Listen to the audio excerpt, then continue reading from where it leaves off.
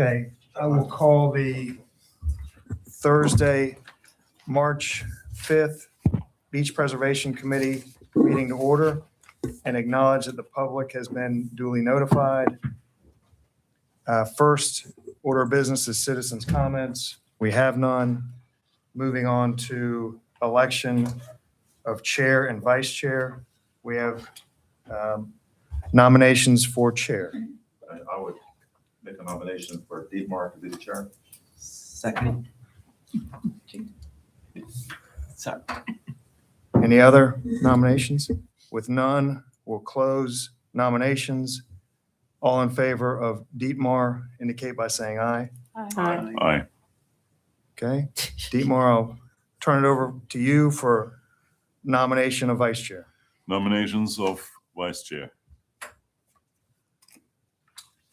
Wendy? Second that. Any other nominations? All in favor, say aye. Aye. Aye. That's done. That was easy. Yep, We're on a roll. and minutes will delay. Minutes will be delayed to the next meeting. So it brings us, do you have the agenda on screen by any chance or not? It's actually, behind we you. got one, agenda's on the left and Zoom is on the right. Oh, okay. So then, old business, there's none, so we can move into new business. New business, first item on the agenda is the discussion with Chris Creed of Foth Olson on the alternative analysis. You know, I'll just as by way of introduction, at your last meeting, we discussed Foth Olson having 3 touch points with this group on their alternatives analysis project. That project's underway. It's just beginning now with them. So asked them to do that. They were happy to do it. So this is their first meeting with you all, and I'll just turn it over. We have Zach and Chris here with us via Teams, and I think they're ready to just kind of talk through what their project will include and how they go about executing that project. Yeah, thank you, Chris, for coming on this morning. We obviously had your proposal letter in the package that we reviewed beforehand. So we are somewhat familiar with what the intent is of what you are trying to study and do. But maybe you can describe it a little bit in overview fashion for us. Of course, good morning, and thank you for having us. Again, I'm Chris. I'm the guy here with no hair, and my colleague Zach's the guy with lots of hair. And so, that's one way you can tell us apart. I do want to do a quick introduction for myself and for Zach. I've been in this position since 1992 as a coastal engineer, working with what was Olson Associates for a long time, and we were recently acquired by Foth Infrastructure and Environment. But we're pretty much doing the same thing we've been doing for the entire time I've been here. And Zach joined us in 2017, and he is an integral part of our team, particularly with the Hilton Head Island projects that we are going on. On Zach's first day at Olson was thrown into the deep end of the pool with an actively project that was under construction for Hilton Head. And now he is fully in charge of the current project that is going on right now. So he has a deep understanding for the South Carolina regulatory program, as well as implementation of projects in this environment. So this is going to be the main part of the team that you will see as part of this. I bring Zach in at this point in time, following our second opinion letter, because this is a much more involved scope of work, and we're going to need a little more horsepower to push through this. And Zach is going to help facilitate that along with other staff in our office. Zach, I don't know if you want to have a few words there as well. You're on mute, Zach.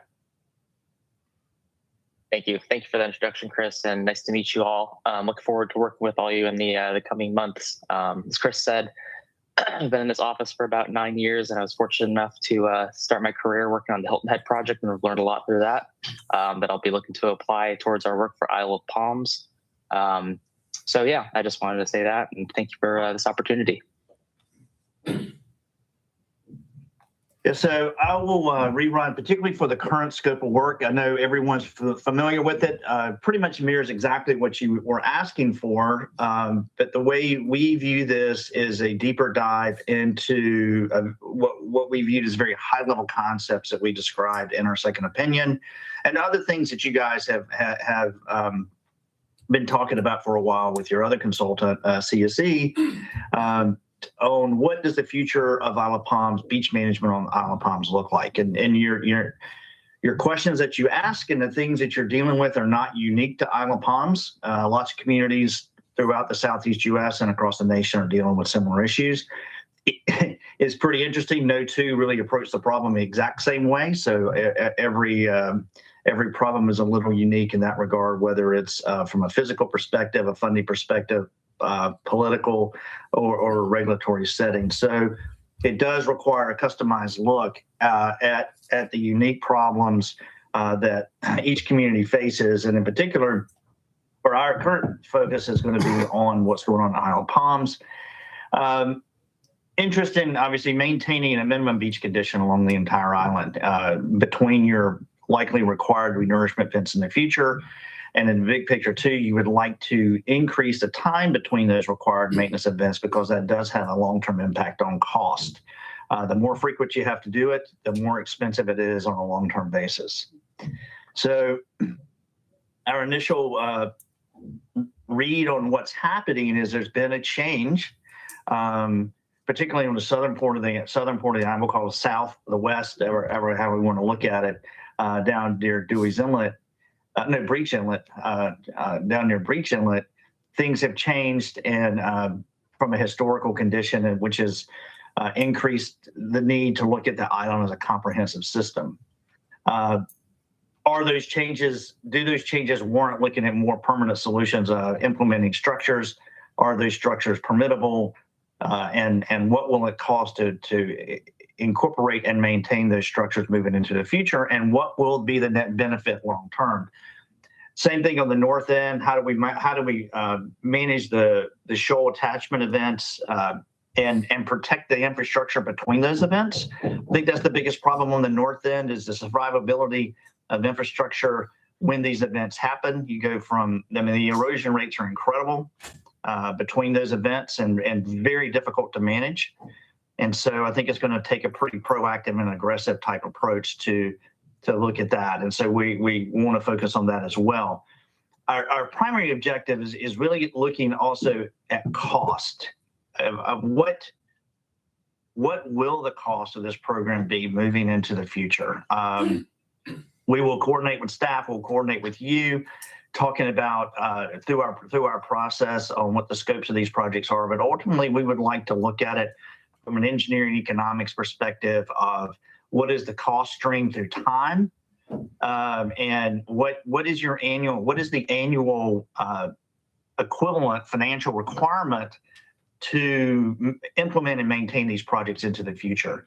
And this is a pretty standard beach management strategy. There's conversations about working with the Corps of Engineers possibly in the future. The types of analysis that we envision for this and we apply other places is somewhat similar to the Corps' planning process when they look at cost of implementing a federal project over a 20, 30, or 50-year time frame. And so we fully expect that that's how we would like to look at, in addition to just the basic feasibility of these options, also look at what does it really cost. And when you're implementing structures, you're looking at capital investments at a point in time that would have a long-term reduction in cost, say for repeated sand nourishment, or the amount of sand that would have to be placed under any given event. Or is that capital investment up front something that you would like to pursue so that you have assurances through the course of a renourishment cycle that you're not going to have a critical condition with some of your infrastructure along the shoreline? So that's a pretty high level look. It's without drilling into the specific types of structures and types of applications at this time, but that's really what I see is a goal of this work, is to look at all of these possible options that are potentially needed and potentially available to you, and do it so the group can look at it from a comparative standpoint and make some decisions on the path forward. So, Chris, just to put it in my own words, will the result of your study go deeper and indicate whether groins on the north end, let's say near Ocean Club and near Beechwood East, as well as groins and breakwaters on the south end, may be potential solutions similar to what Yes, you sir. already indicated in your second opinion, but you will go deeper on that, and will you make a recommendation to City Council that this is something that they should be considering? Yes, sir. So I have a question. We on would that. definitely we would dive deeper into those recommendations for structural applications. We may expand upon that. I mean, we kind of focused on breakwaters on the north end. We could also look at groins. We will look at it from the performance benefit, but also from a cost perspective of actually what would it cost to implement those structures, keep them in place, and what would be that benefit, by doing that So last is time, what I we'll think, look at as well. sorry, I didn't mean to interrupt. Last time, when you talked to us about alternatives on the north end, I don't believe you mentioned groins. You were talking more about maybe the sand trap structures. So I just wanted to make sure there's a lot of talk here about groins, but I didn't hear it from you. I wanted to make sure you're going to look at both of those options. Yes, we are. That's right. Or sand trap shoal management, I think, is maybe a better description of what that might be. We sketched it out as a sand trap type configuration, and the idea with that is that when we see the performance of the project on the north end from the data that exists, it is those events when the shoal gets very close to the shoreline and it starts altering the wave climate in such a way that you have two very localized erosion effects from that shoal shape as it approaches the shoreline, and it gets critical immediately prior to the shoal attaching and benefiting the shoreline. So you've got this point in time where it gets very critical. Our ideas in the second opinion was an approach to try to mitigate that or manage it and prevent it from happening, so that we don't have those really critical events. But should we not be successful every time of catching the shoal at the right time or getting the permits in place and having the opportunity to do that, we would suggest considering some form of infrastructure, groins, breakwaters, shore hardening, a permittable approach to give you a line of defense in that worst case scenario is the idea. Can you ever manage? Ideally, it wouldn't happen, right? So we can manage it in such a way that we can prevent it from happening in the future. Can you ever manage a shoal attachment by dredging alone, or is it almost impossible and you need a structure to help you with that?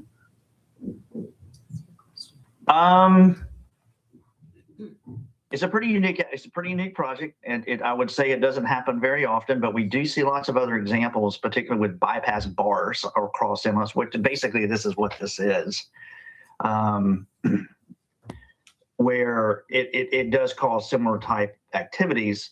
A parallel example that we've implemented is a channel relocation project where a channel was migrating into the shoreline.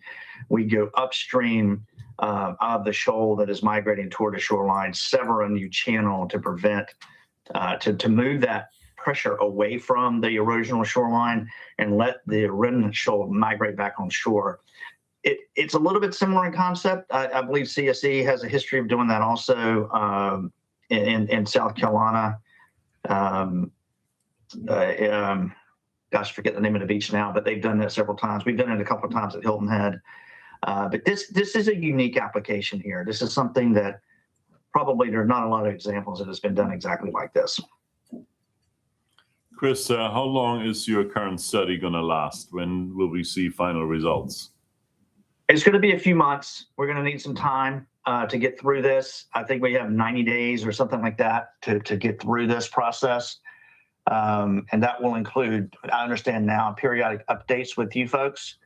And so obviously we want to get our hands around the greater inventory of information. It's really broken into two tasks. I can envision prior to our next meeting with this group, we would have an outline of the exact things that we're going to review and that we're going to spend our time on toward completion of the project. And we could coordinate that with the group here, and so that we can get some feedback at the time if there are other things that are not on our list that you'd like to evaluate.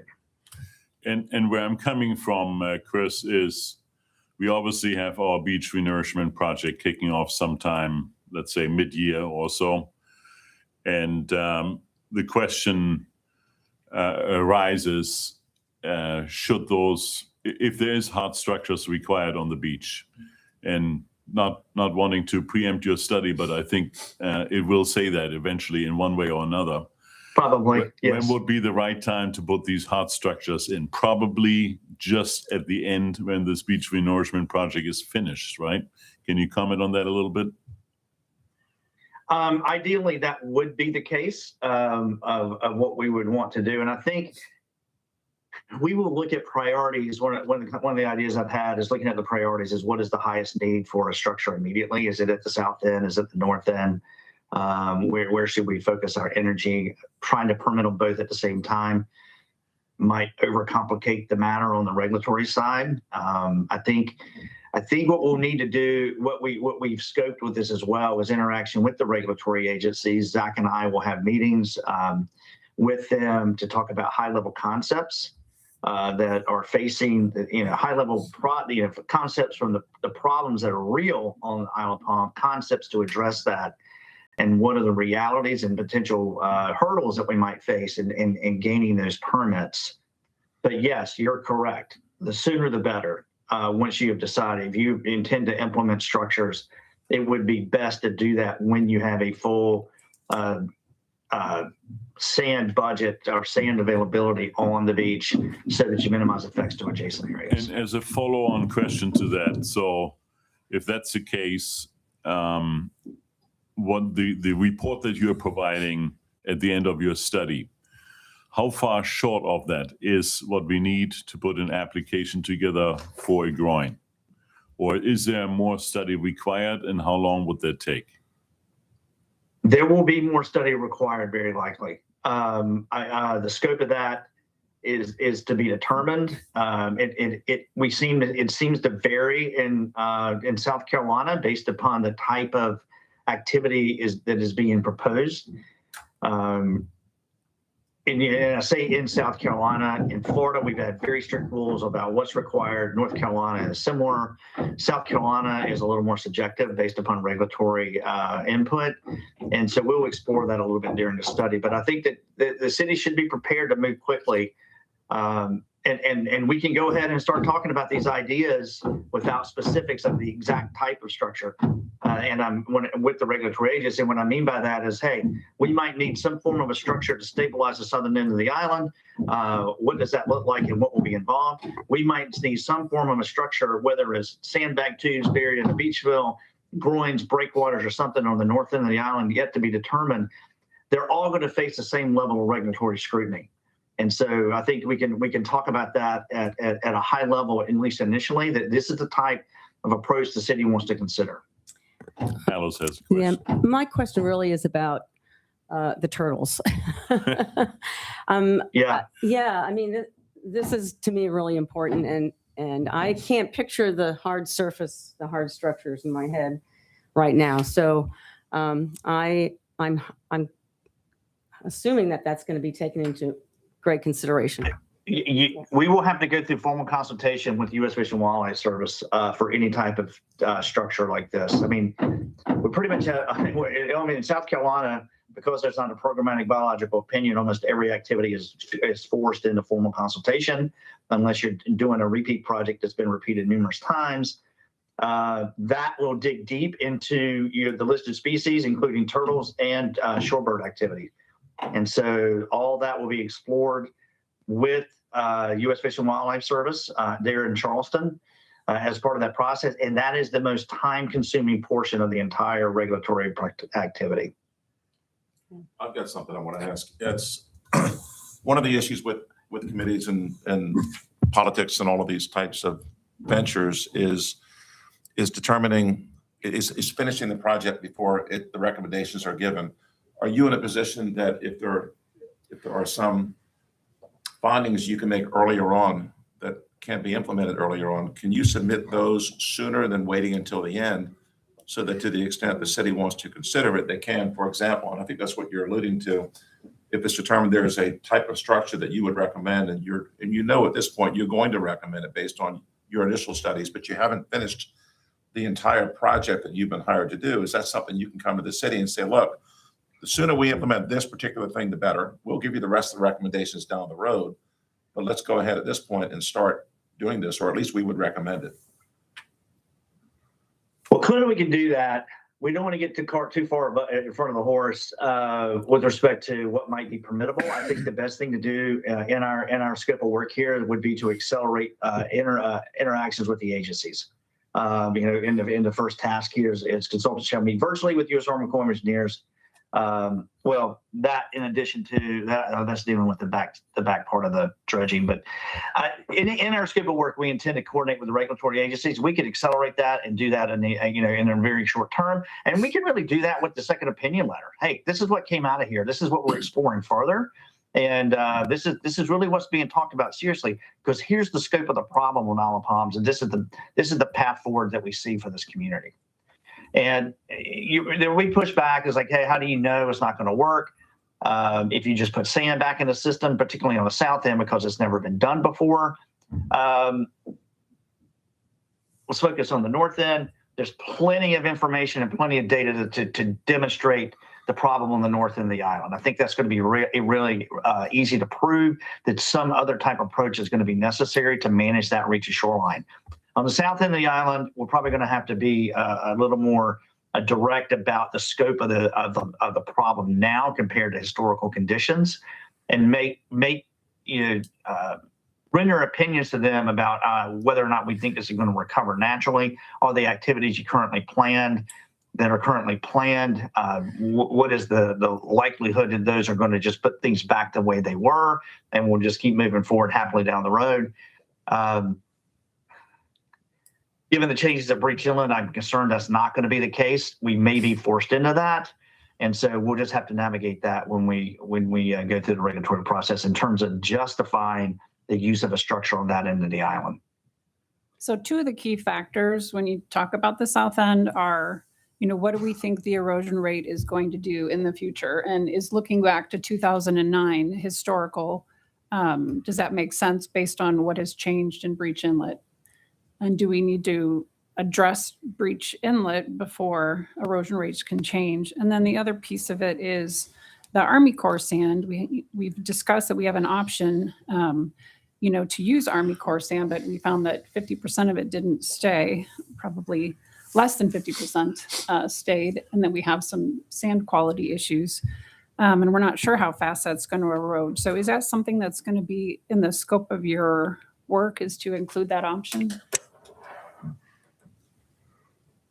The option being management of Breach Inlet? Is that the question? I'm sorry, I didn't really. Two questions. One is, are we using the right erosion rate assumptions? And the other question is, should we be using Army Corps ongoing in the future as a means to bring sand back? Okay. Two questions. Are we using the right erosion rates? We can look at it from a long-term and short-term perspective when we do project planning, right? We can say, hey, does the long-term 20 or 30-year record represent what we can expect into the future? Or is the rate we've observed in the last 5 years represent what the future might be? We don't really know yet. Obviously, it's hard to predict the future, but we can look at consistencies in the trends. We don't know how this project on the south end is going to respond to what's going on right now. Particularly given the sediment quality issues that you mentioned, and what is the real benefit of all that activity down there? So, yeah, we can look at that from a range of what we think how that might function. And so, and then second question, please remind me, I'm sorry. I talked about erosion rates and Army Corps, so I think you addressed. Oh, the Army Corps, addressed yeah, that. just Yeah. the reliability of that. I worry about the sand quality of that being a long-term sand source, honestly. I mean, we're going to see shoaling on the inside of Breach Inlet, I think, into the future, where, the intercoastal waterway basically sits where the flood shoal should be for that inlet. And, and they're going to continue to have maintenance issues at that inlet. We've seen that not all the material that they're putting onto your beach is beach compatible, so we don't know the type of material that will accumulate back there. And so I still think it can be considered a reliable long-term sand source. It is definitely a sand source you don't want to dismiss as a bonus moving into the future, particularly if the sand is free. But I think we need to be really careful of just letting the Corps have carte blanche authority to just put whatever they want to on your beaches. And I think there needs to be a higher level of scrutiny in the future of what that material type is. I don't know. John My wants opinion. to say something. I don't have a green light on my mic. Can you hear me? That means you're not allowed I to can. talk right now. You can. Okay. I know it's intentional. I've read lots of these, been caught up with lots of the reports that have been done on the state of the beaches. And I have trouble envisioning what like a minimum healthy beach is, the way they have these charts showing the stuff going on below the water and all that. And I've read other reports from North Carolina and I think Hilton Head, where they talk about a 200-foot dry sand beach at high tide as the minimum healthy beach. And that is a definition that I can understand and visualize. It provides recreational value. It protects the properties from weather and changes in the ocean currents, and it would eliminate the need for seawalls if we had 200 feet of dry sand beach. So my quest, and I don't really care what happens underneath the water. It's gobbledygook. Is there some reason that we don't describe what our minimum healthy beach profile is by looking at this dry sand beach concept and maybe leave it to the engineers to figure out what goes on below the water so we don't have to Yeah, that's a very good point. The way the minimum beach condition or the healthy beach condition has been defined historically on Isle of Palms is not wrong. It uses a volume-based argument of how many cubic yards per foot do you want to have in the beach system at any given time or at your worst case condition. That could very easily be translated into a beach width, right?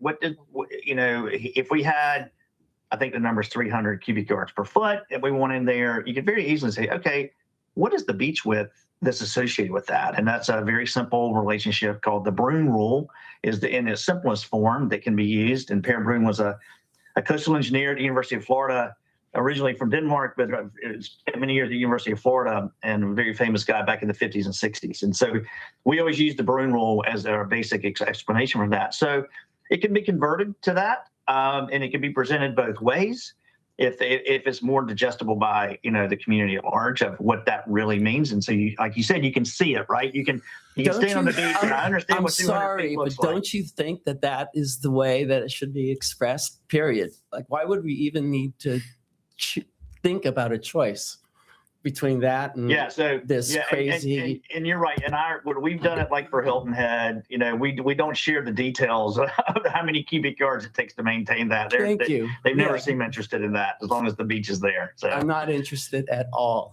And See, I go the opposite way. The cubic yards makes sense to me because you can define it, measure it, the width that relates to because when you go into renourishment and you're talking about sand volumes, you're talking about volumes in cubic yards. So let's take the Well, measurement from but- cubic yards. But show me how much dry Yeah, sand beach I I follow you have. saying, Yeah, but okay, yeah, but then I understand it needs to be done, but maybe they can share it with you. And you can work with them. Yeah, but I just don't feel comfortable knowing what the result is going to be from the beach renourishment. And I guess my question Program. related to that would be, how much of that cubic, feet or whatever of sand is dunes and what's beach? I mean, so I have the Right. same problem as John, as far as Yeah, envisioning I mean, where that that sand is could, all. Dunes or beach or where is it? Yeah, I'd like to see that That's- that- changed. I like to see it like tomorrow, next report that gets done. Let's see if we could please show the dry sand beach at some high tide that you described. And I think it starts at the dune crest or something. You know what I mean? To get to 200 feet or whatever it is. And let's just see that, please. And you could do a nice map and show the dry sand beach, all the way up and down the island. So we don't have to look at all these, like, page after page after page of these side views of what the profile of the thing under the Yeah, water. profiles, yeah. I mean, it's so And complicated. John, we will have more conversation on that in a couple of points that we want to discuss later on the agenda. Okay, but I wanted Chris's opinion on this. That's why I wanted to jump in before we lose. Yeah, so the bottom line of that is it's something that can easily be done. And I think, there's been a standard that's been established with Isle of Palms on a method of tracking the loss of material, how much material remains in the beach. When it gets back down to putting sand on the beach, it gets back to the cubic yard argument because we pay by the cubic yard. But yeah, it could be something that could be shown both ways to make it more digestible for everyone and Right. give you, like you said, that visual understanding of when you stand on the beach. What am I trying to see? Right, and I think the public, the taxpayers, whatever, we would understand what we were getting if that's how the projects were measured. Chris, I want to bring the Yeah, conversation back to the scope of your study and what's coming up next. I had the benefit, together with the city administrator and many of the city council members, to be in Hilton Head at the beach conference. And I was in the team that you showed around, and we had an opportunity to see the groins that your team is putting in at the north end of Hilton Head Island. You mentioned a project cost of about $5 million for that part of the project, and if I remember correctly, they put about 4 or 5 beautiful groins in there in that area. So I'm coming from a cost-benefit analysis, and I want you to just directionally say yes or no to what I'm stating right now. But I want to publicly state that I think if we are now moving into a consideration of hard structures on the beach, of groins, for instance, and invest, in addition to our renourishment project, another, whatever it is, $4, $5, $6 million into hard structures, is it fair to assume that 8 years down the road, the next renourishment project will not cost us $32 million, but maybe half of that? Well, unfortunately, that's a hard question to answer because we don't know what the future. I mean, hang on, Chris. I guess another way to look at it is by doing a hard structure, do you delay that renourishment from an 8-year cycle to a 10-year cycle? Same thing, yeah. Yeah, and then you say you're saving 2 years worth of money. So I don't know if that's the easier way to answer it. that's right. That's the right way to look at it. Yeah, the structures doesn't provide a permanent solution. Hey, if we build a structure to say it, we'll never lose sand again. The idea of a structure is to slow it down. And in particular, we use structures where we know that the sand transport rate is so high that it is not manageable with sand placement alone. That in many instances, we want it to be 8 years and it's 4. And we're just trying to slow it down. And we've done this on Hilton Head Island because we were having problems that things were getting out of phase where we had really high erosion rates. And we wanted to try to address all the sand losses at one time with one dredge mobilization. So in those areas where we had exceptionally high sand loss rates, we're like, look, we got to put something in here to slow this down so that we don't have a problem before the next dredge event. And so we look at it from that perspective as well. But they can also be used and theoretically do extend the life because you have trigger points along your shoreline. Not everywhere on the islands are eroding at the same rate. You have the north end trigger points, you have the south end trigger points. What kicks off the next beach renourishment project? You want to control those trigger points so that you can spread that time out, that you don't get critical every 6 years. And we just paid $8 million for the dredge to show up, so we got to place sand everywhere. Well, you might not need sand everywhere every 6 years. You might only need it in that one spot. And so you want to try to manage it as a whole system, not only from a physical perspective, but managing your financial resources so that the dredge shows up when you need it in the maximum way. So I don't know if that's just kind of expanding on that. I am going to share my screen real quick and give you guys an update. This was from last week of what this looks like. This is, if you guys recall, we were standing, our little tour was up here near the trees. And this is last week at Pine Island.